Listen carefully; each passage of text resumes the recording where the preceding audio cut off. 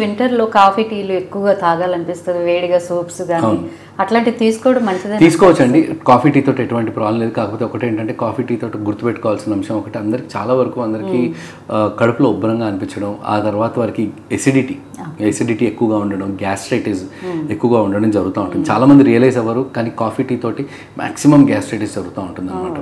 So ఎవరైతే ఈ acidity బారిన పడుతూ ఉంటారో వారు పర్టికులర్గా కొంచెం కాఫీ టీని అవాయిడ్ చేస్తే మంచిది. కానీ వేడిగా ఉన్న సూప్ కానీ కారం లేకుండా మసాలా లేకుండా సూప్ తీసుకోవడానికి ఎటువంటి ప్రాబ్లం లేదు.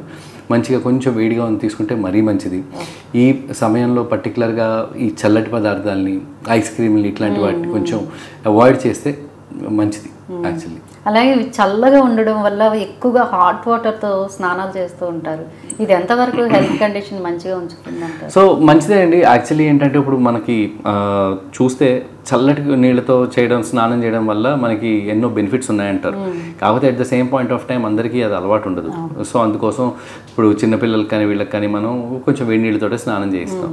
మరీ వేడి నీళ్ళతో చేయడం అయితే నేను ఎప్పుడూ సజెస్ట్ చేయను, కానీ వేడి నీళ్ళతో స్నానం చేయడం వల్ల ఎటువంటి ప్రాబ్లం అయితే లేదు.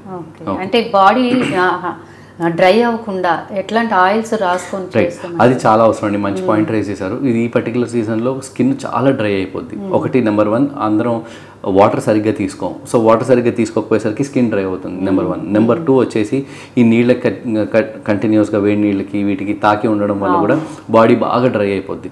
సో ఏ రకమైన మాయిశ్చరైజర్ అయినా పర్లేదు, మంచి లాక్టోకాలమిన్ లోషన్ తీసుకొని ఈ డ్రై స్కిన్ ఉన్న చోట పర్టికులర్గా రాసుకోవడం. మనకి పర్టికులర్గా పెదాలు పగులుతూ ఉంటాయి, ముఖ భాగంలో కూడా డ్రైనెస్ అనిపిస్తూ ఉంటుంది, కాళ్ళు చేతులు కూడా అన్నీ డ్రైగా అయిపోతూ ఉంటాయి. సో సరైన మోతాదులో వాటర్ తీసుకోవడం, సరైన మాయిశ్చరైజర్ని వాడడం ద్వారా ఆటోమేటిక్గా ఇది సెట్ అవుతుంది. అండ్ 24 గంటలు మనం ఏంటంటే నీళ్ళలో తడిసే అవసరం ఉండదు అది.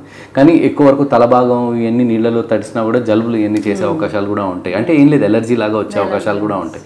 సో కొంచెం వాటి బారిన పడకుండా కొంచెం జాగ్రత్తగా ఉంటే సరిపోతుంది.